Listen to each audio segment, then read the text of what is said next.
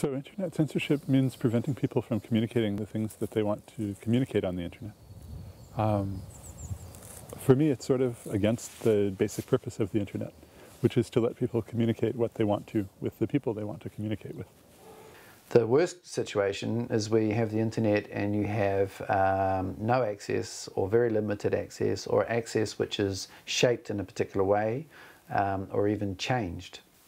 It looks like a lot of different things depending on how it's done. The way it sounds is also different if you were to picture it that way. In some countries it would be you're trying to speak to someone and there's a bunch of people around you that are shouting. Or it could be white noise that drowns out everything. Internet censorship may be like just silence. If I imagine the smell of internet censorship, I think of burning electronics. So when electronics catch fire, they produce a very acrid smell of burnt plastic, and that would be the smell of internet censorship for me. You cannot express yourself freely. There are topics that people are afraid to talk about in the public sphere because they are afraid of the consequences in the real world. So when we use the internet, it feels like it's a kind of thing that we either have or we don't. Like we have internet access, and that's somehow a kind of thing. But in fact, the internet is very fragile. Any particular network could be programmed by the people who operate it to spy on things or to drop things or to interfere with things. And so our experience of the internet as being reliable and just being there and usable is basically our good fortune, that we normally use uncensored networks.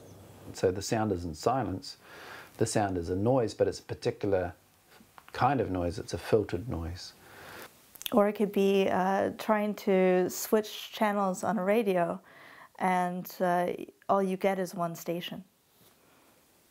Internet censorship is when you find a new link on a web blog or on a search engine, and you click that link and you get an error message, like this site is not available in your country.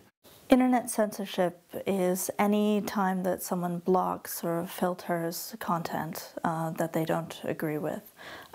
This can be done either by technical means, by making it look as if the content doesn't exist, or sending an error message, or it can be done through social means, where if the only access you have is at an internet cafe, then somebody may be looking over your shoulder, or you may be free to post and read whatever you want, but someone is monitoring that. If I want to tell you about the sound of censorship, it's like, I will imagine it just as a red line, no sound in my mind.